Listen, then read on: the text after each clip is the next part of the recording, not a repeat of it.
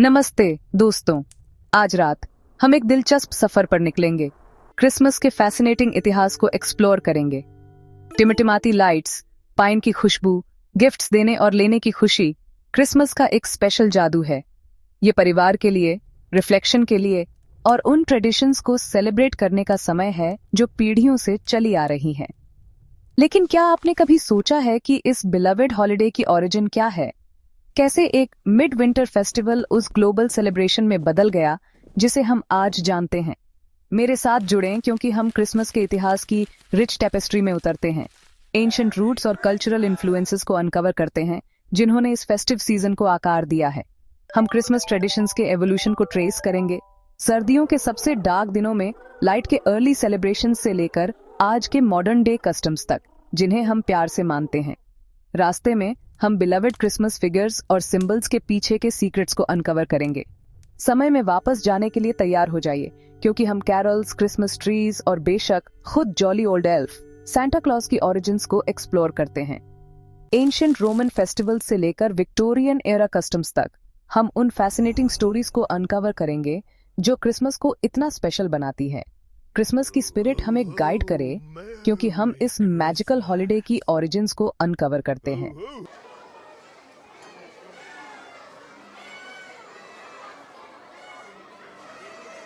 Christmas Joy और celebration का समय दुनिया भर के लोगों को एक करता है।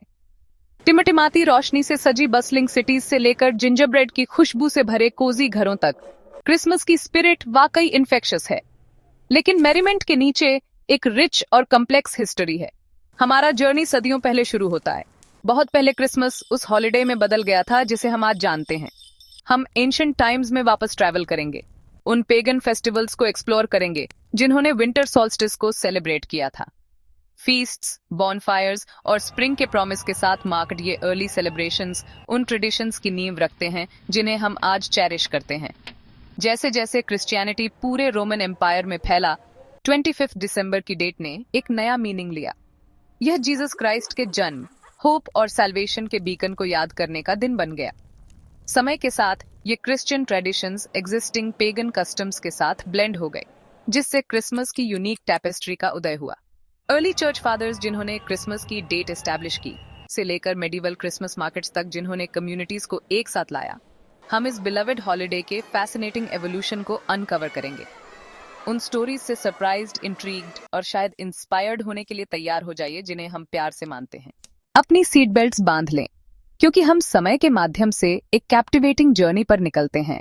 क्रिसमस के एवोल्यूशन को उसकी हम्बल बिगिनिंग्स से लेकर उस ग्लोबल सेलिब्रेशन तक ट्रेस करते हैं जिसे हम आज जानते हैं। हम एक्सप्लोर करेंगे कि कैसे क्रिसमस ट्रेडिशंस पूरे यूरोप में फैले, खोजें कि मेडिवल कासल्स में क्रिसमस कैसे मनाया जाता था, ग्रैंड फीस्ट और इलैबोरेट एंटरटेनमेंट के साथ। हम विक्टोरियन एरा में उतरेंगे, एक ऐसा समय जब कई बिलवेड क्रिसमस ट्रेडिशंस, कैरोलिंग से लेकर क्रिसमस कार्ड्स तक ने जड़ें जमा लीं। और हाँ, सांता क्लॉज की ओरिजिन्स को अनकवर किए बिना क्रिसमस की कोई एक्सप्लोरेशन पूरी नहीं होगी। हम नॉर्थ पोल के स्नोवी लैंडस्केप्स की यात्रा करेंगे, सांता क्लॉज के लेजेंड को उसकी अर्ली रूट से ट्रेस करेंगे। सेंट निकोलस, एक 4th सेंचुरी बिशप जो अपनी जेनरोसिटी के लिए जाने जाते थे, से लेकर मॉडर्न डे फिगर तक जो दुनिया भर के बच्चों के लिए जॉय लाता है। उन मैजिकल टेल्स और फैसिनेटिंग फैक्ट से कैप्टिवेटेड होने के लिए तैयार हो जाइए जिन्होंने उस क्रिसमस को आकार दिया है जिसे हम जानते हैं और प्यार करते हैं। क्रिसमस के इतिहास के माध्यम से हमारी जर्नी एक अनफॉरगेटेबल होने का वादा करती है जो फैसिनेटिंग डिस्कवरीज और हार्ट वार्मिंग ट्रेडिशन से भरी है। इसलिए आराम से बैठें, रिलैक्स करें और क्रिसमस की स्पिरिट हमें गाइड करे क्योंकि हम इस मैजिकल हॉलिडे की ओरिजिन्स को अनकवर करते हैं।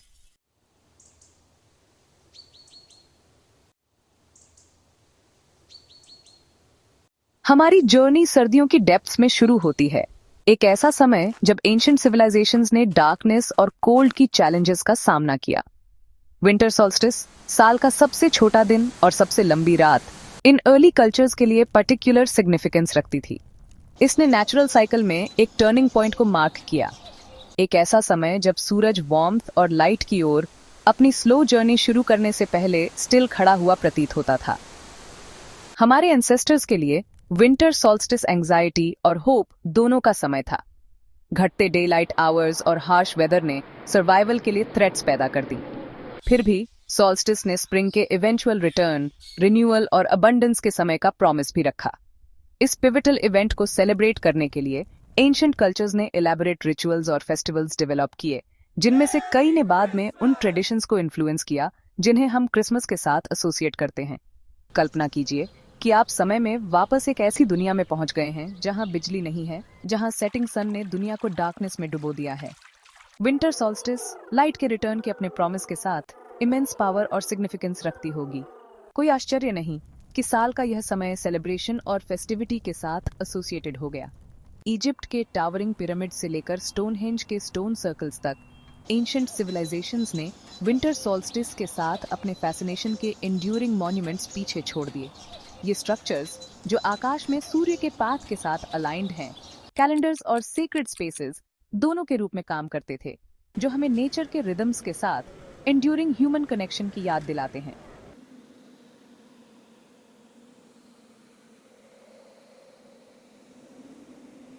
एंशिएंट रोम में विंटर सॉल्स्टाइस को सैटर्नेलिया नामक एक वीक लॉन्ग फेस्टिवल के साथ मनाया जाता था, जो एग्रीकल्चर और हार्वेस्ट के देवता सैटर्न के सम्मान में आयोजित किया जाता था। 17 दिसंबर से शुरू होकर सैटर्नेलिया अनरिस्ट्रेन्ड रेवलरी, फीस्टिंग और गिफ्ट गिविंग का समय था। एक ऐसी पीरियड जब यूजुअल सोशल ऑर्डर अस्थायी रूप से ओवरटर्न्ड हो जाता था। सैटर्नेलिया के दौरान स्कूल्स और बिजनेसेस बंद हो जाते थे और यहाँ तक कि स्लेव्स को भी अस्थायी फ्रीडम दी जाती थी और उन्हें फेस्टिविटीज में पार्टिसिपेट करने की अनुमति दी जाती थी। गैम्बलिंग की अनुमति थी और मास्टर्स अपने स्लेव्स को बैंक्वेट्स में सर्व करते थे। गिफ्ट्स अक्सर स्मॉल टोकन्स या कैंडल्स गुड लक के सिंबल के रूप में एक्सचेंज किए जाते थे। सैटर्नेलिया का माहौल जॉयस केओस का था, वरीज को दूर करने और मेरीमेंट में इंडल्ज करने का समय था। घरों और पब्लिक स्पेसेस को ग्रीनरी से सजाया जाता था और कैंडल्स डार्कनेस को इल्यूमिनेट करती थीं। स्पेशल सॉन्ग्स, जिन्हें कैरल्स कहा जाता है, गाए जाते थे जो फेस्टिव एटमॉस्फेयर को बढ़ाते थे। जबकि सैटर्नेलिया आज हम जिस क्रिसमस को जानते हैं उससे बहुत अलग लग सकता है। इसके कई कस्टम्स जैसे फीस्टिंग, गिफ्ट गिविंग और डेकोरेशन के लिए ग्रीनरी का यूज हमारे मॉडर्न डे सेलिब्रेशंस में क्लियर इकोज हैं। जैसे जैसे रोमन एम्पायर का विस्तार हुआ, इसने कल्चर्स और बिलीफ्स की एक विविध श्रृंखला को एब्जॉर्ब किया। इनमें मिथ्रास का पर्शियन कल्ट एक मिस्ट्री रिलीजन था, जिसने रोमन सोल्जर्स के बीच पॉपुलैरिटी हासिल की। मिथ्रेज्म के केंद्र में मिथ्रास का फिगर था, एक देवता जिसे अक्सर एक बुल का वध करते हुए दर्शाया जाता था, जो सूर्य और उसकी लाइफ गिविंग पावर का प्रतिनिधित्व करता था। मिथ्रास का बर्थडे 25 दिसंबर को मनाया जाता था, एक ऐसी डेट जो विंटर सॉल्स्टिस के साथ कोइंसाइड करती थी। इस डेट का चुनाव कोई संयोग नहीं था। सूर्य के सिंबॉलिक रिप्रेजेंटेटिव के रूप में मिथ्रास का जन्म डार्कनेस पर लाइट की विक्ट्री का प्रतीक था, एक ऐसा थीम जो उन लोगों के साथ डीपली रेजोनेट करता था जिन्होंने सर्दियों के शॉर्ट डेज और लॉन्ग नाइट्स को एंड्योर किया था। मिथ्रेज्म के साथ एक और सोलर डीटी ने रोमन एम्पायर में प्रोमिनेंस हासिल की, सोल इन्विक्टस, जिसका अर्थ है अनकॉन्कर्ड सन। एम्परर ऑरेलियन ने 274 एडी में रोम में सोल इन्विक्टस के लिए एक मंदिर स्थापित किया और 25 दिसंबर को सोल इन्विक्टस का बर्थडे घोषित किया, जो नेशनल सेलिब्रेशन का दिन था। इस मूव का उद्देश्य डाइवर्स एम्पायर को एक सिंगल पावरफुल सिंबल के तहत यूनिफाई करना था। 25 दिसंबर को सोल इन्विक्टस के सेलिब्रेशन ने विंटर सॉल्स्टिस को देवताओं के जन्म और डार्कनेस पर लाइट की ट्रायम्फ के साथ एसोसिएटेड समय के रूप में और मजबूत किया। यह एसोसिएशन सैटर्नेलिया की एग्जिस्टिंग ट्रेडिशंस के साथ मिलकर एक क्रिश्चियन हॉलिडे के रूप में क्रिसमस के डेवलपमेंट पर प्रोफाउंड इम्पैक्ट डालेगा।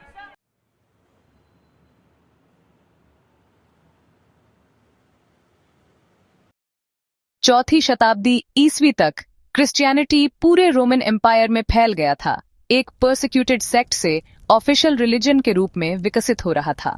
अपने बढ़ते इन्फ्लुएंस के साथ चर्च ने अपनी ट्रेडिशंस को एग्जिस्टिंग रोमन कस्टम्स और फेस्टिवल्स में इंटीग्रेट करने की मांग की।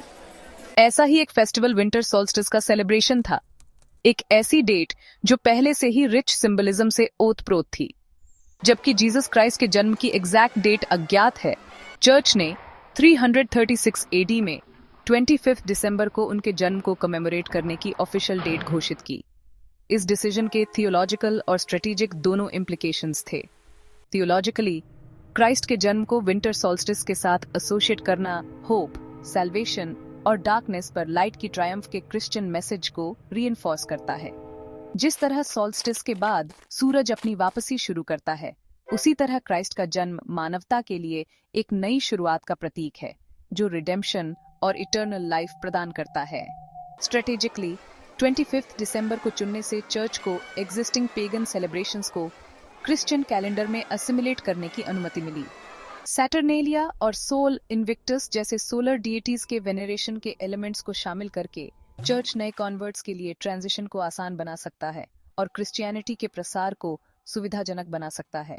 जैसे जैसे क्रिश्चियनिटी ने जड़ें जमाई, क्रिसमस के सेलिब्रेशन ने एग्जिस्टिंग रोमन फेस्टिवल्स के एलिमेंट्स को अब्सॉर्ब कर लिया।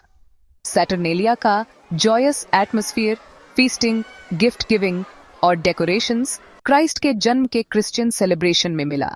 सॉल इन्विक्टस और मिथ्रस के साथ एसोसिएटेड डार्कनेस पर लाइट के ओवरकमिंग का सिंबलिज्म होप और सैल्वेशन के क्रिश्चियन मैसेज के साथ रेजोनेट हुआ। परंपराओं के इस फ्यूजन के परिणाम स्वरूप यूनिक ब्लेंड हुआ। क्राइस्ट के जन्म का रिलीजियस सिग्निफिकेंस सर्वोपरि रहा। सैटर्नेलिया की फेस्टिव स्पिरिट क्रिसमस को इन्फ्लुएंस करती रही। पुरानी और नई परंपराओं का ब्लेंडिंग सदियों तक जारी रहा, जिससे आज का क्रिसमस आकार मिला।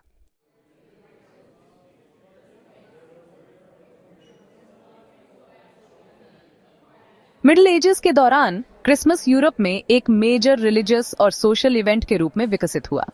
क्रिसमस सीजन, जिसे क्रिसमस टाइड के रूप में जाना जाता है, 25 दिसंबर से 6 जनवरी तक एपिफनी के त्योहार तक फैली हुई थी, जो 3 वाइज मैन के आगमन का प्रतीक है। सेलिब्रेशन की यह एक्सटेंडेड पीरियड फीस्टिंग, एंटरटेनमेंट और रिलीजियस ऑब्जर्वेंस का समय था। भव्य महलों और साधारण घरों में समान रूप से क्रिसमस लैविश फीस्ट्स का समय था। रोस्टेड मीट्स, स्पाइस्ड वाइन्स और इलैबोरेट डिजर्ट्स ने टेबल्स की शोभा बढ़ाई, जो सीजन की अबंडेंस को दर्शाता है। एंटरटेनमेंट ने मेडिवल क्रिसमस सेलिब्रेशंस में एक सेंट्रल रोल निभाया। मिंस्ट्रल्स ने सॉन्ग्स और स्टोरीज परफॉर्म की, जबकि ममर्स रंगीन वेशभूषा में डिस्गाइज्ड सड़कों पर घूमते रहे, प्लेज और डांसेस इनैक्ट करते रहे। चर्च ने मेडिवल क्रिसमस एक्सपीरियंस को आकार देने में एक सेंट्रल रोल निभाया। क्रिसमस ईव पर मिडनाइट मैस सहित स्पेशल चर्च सर्विसेज ने बड़ी भीड़ को आकर्षित किया। नेटिविटी प्लेज, जो एमेटर और प्रोफेशनल एक्टर्स दोनों द्वारा परफॉर्म किए जाते थे, एक बड़ी हद तक अनपढ़ आबादी के लिए क्राइस्ट के जन्म की कहानी को जीवंत करते थे। Medieval Christmas religious devotion, festive cheer और कम्युनिटी स्पिरिट का एक जीवंत मिश्रण था। शाही दरबारों की ग्रैंडर से लेकर पारिवारिक समारोहों की इंटीमेसी तक, क्रिसमस ने सेलिब्रेशन और रिफ्लेक्शन का समय प्रदान किया, शेयर्ड ट्रेडिशंस और बिलीफ्स की फिर से पुष्टि की।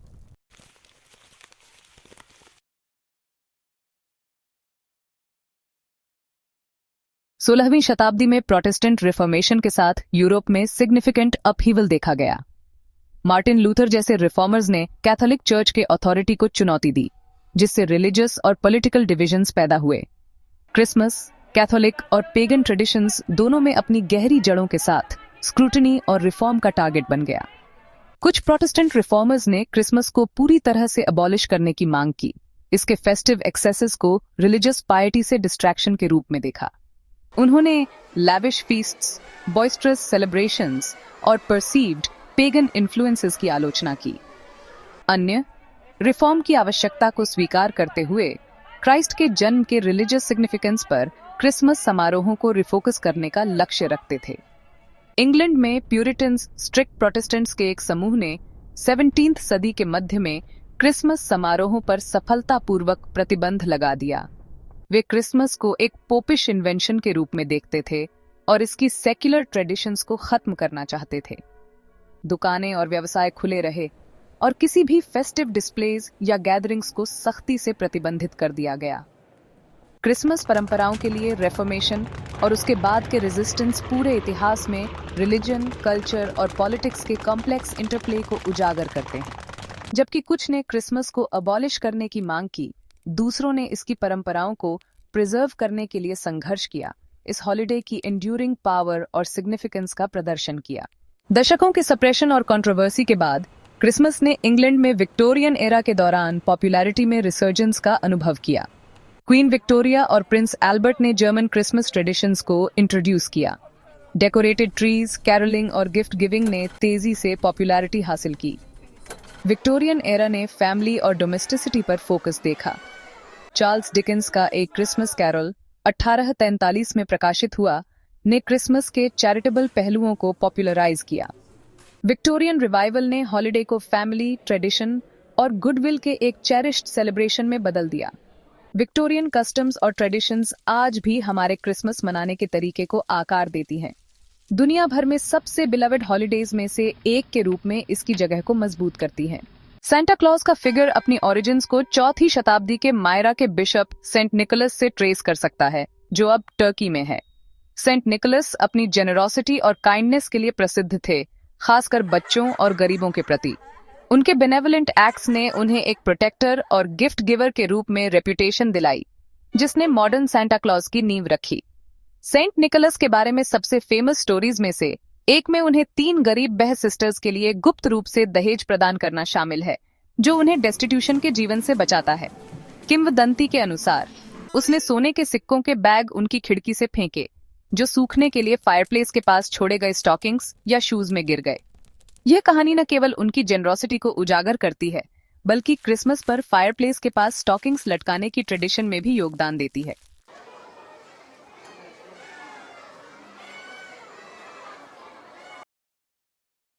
नेदरलैंड्स में सेंट निकोलस सिंटरक्लास के रूप में विकसित हुए 5 दिसंबर को गिफ्ट्स देने के लिए स्पेन से एक स्टीम बोट पर पहुंचे। इंग्लैंड में फादर क्रिसमस हरे या लाल वस्त्र पहने एक जॉली, दाढ़ी वाले व्यक्ति के रूप में उभरे, जो उत्सव की खुशी का प्रतीक हैं। ये फिगर्स समय के साथ मर्ज हो गए, जिससे मॉडर्न सेंटा क्लॉज के लिए स्टेज तैयार हुआ।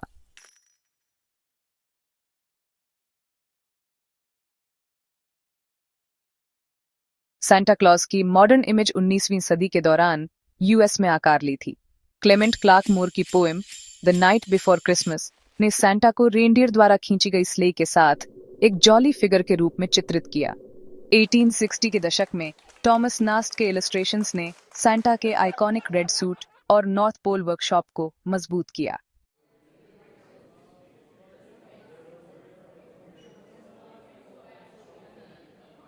पॉपुलर कल्चर में सेंटा क्लॉज की प्रेजेंस लिटरेचर से लेकर फिल्म्स और म्यूजिक तक तेजी से बढ़ी। आइकॉनिक पोर्ट्रेयल्स में एल फ्रैंक बॉम का the life and adventures of Santa Claus और मिरेकल ऑन 34th स्ट्रीट जैसी फिल्में शामिल हैं। Rudolph the red nosed reindeer जैसे टेलीविजन स्पेशल्स ने सेंटा को नई पीढ़ियों से परिचित कराया।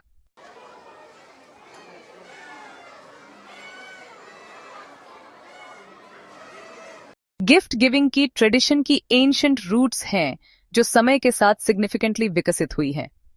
एंशिएंट रोम में सैटर्नेलिया के दौरान लोगों ने गुड लक के सिंबल्स के रूप में स्मॉल टोकन्स का एक्सचेंज किया।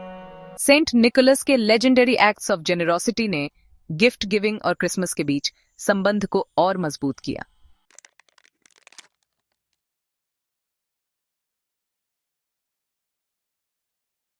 मिडिल एजेस के दौरान क्रिसमस पर गिफ्ट गिविंग रिलीजियस और सेक्युलर ट्रेडिशंस दोनों को दर्शाता है। फ्यूडल लॉर्ड्स ने अपने टेनेंट्स को गिफ्ट्स दिए और बच्चों को सेंट निकोलस डे पर मिठाइयां मिली। क्रिसमस मार्केट्स का उदय हुआ, जो हैंडक्राफ्टेड आइटम्स और फेस्टिव फूड्स प्रदान करते थे।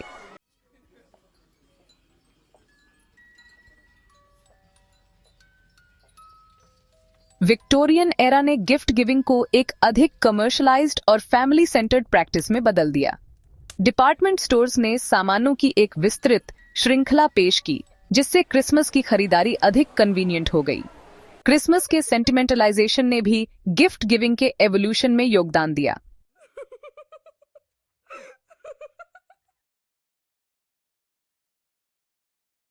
गिफ्ट गिविंग की ट्रेडिशन का विकास जारी है, जो चेंजिंग सोशल नॉर्म्स और टेक्नोलॉजिकल एडवांसमेंट्स को दर्शाता है। ऑनलाइन शॉपिंग सुविधा प्रदान करता है, लेकिन पर्सनल टच के नुकसान के बारे में चिंताएं पैदा करता है।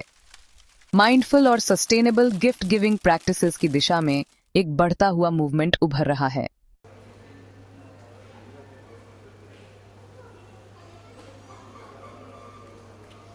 कमर्शलाइजेशन और बदलती ट्रेडिशंस के बावजूद क्रिसमस की स्पिरिट बनी हुई है।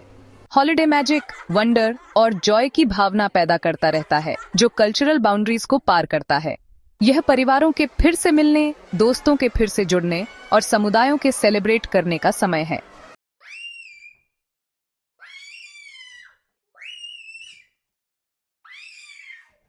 क्रिसमस रिफ्लेक्शन, ग्रैटिट्यूड और जीवन की सिंपल जॉयज की सराहना करने का समय है। उत्सव की डेकोरेशंस और पारंपरिक दावत वंडर और टुगेदरनेस की भावना पैदा करती है। भौतिक पहलुओं से परे, क्रिसमस स्पिरिचुअल रिन्यूअल का अवसर प्रदान करता है।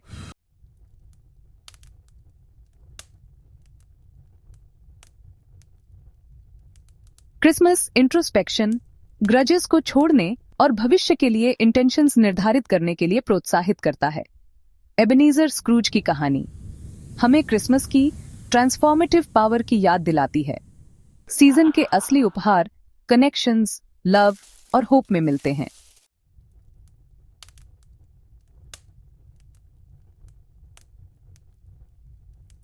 क्रिसमस के इतिहास के माध्यम से हमारी जर्नी ट्रेडिशंस के एवोल्यूशन और संस्कृतियों के मर्जिंग को दर्शाती है। एंशिएंट सॉल्स्टिस सेलिब्रेशंस से लेकर मॉडर्न फेस्टिविटीज तक प्रत्येक एरा ने क्रिसमस की रिच टैपेस्ट्री में अपने थ्रेड्स बुने हैं। क्रिसमस की स्पिरिट बनी रहती है, जो हमें जेनरोसिटी, कंपैशन और स्पेशल मोमेंट्स को शेयर करने की खुशी की याद दिलाती है।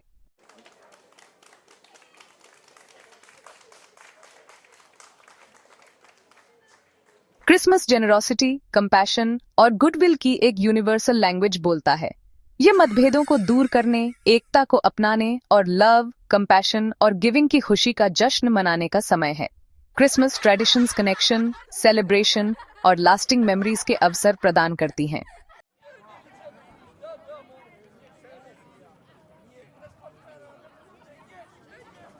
जैसे जैसे हम आगे बढ़ते हैं, पूरे साल क्रिसमस की स्पिरिट को जीवित रखना हम में से प्रत्येक पर निर्भर है। यह होप, जेनरोसिटी और लव के संदेश को हर दिन अपने दिल में रखने के बारे में है, न कि केवल हॉलिडे सीजन के दौरान। हम दूसरों के प्रति काइंडनेस का अभ्यास करके, जरूरतमंद लोगों की मदद करके और जीवन में मिलने वाली सिंपल जॉयज की सराहना करके ऐसा कर सकते हैं। यह कम्युनिटी की भावना को बढ़ावा देने, हमारे मतभेदों का जश्न मनाने और सभी के लिए एक उज्जवल भविष्य बनाने के लिए मिलकर काम करने के बारे में है।